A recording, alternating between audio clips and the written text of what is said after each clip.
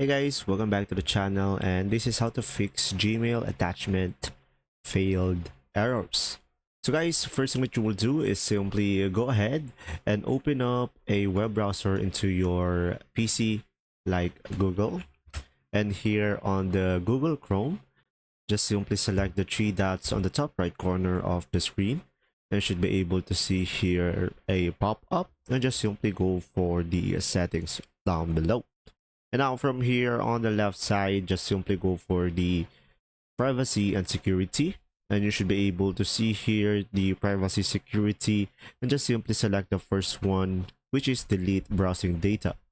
And now from here guys, just simply go for the time range and make sure that it is all time. And now from here guys, the most important thing that you should be able to delete is the cookies and other site data and the cached images and files, and the browsing history will be depending on you.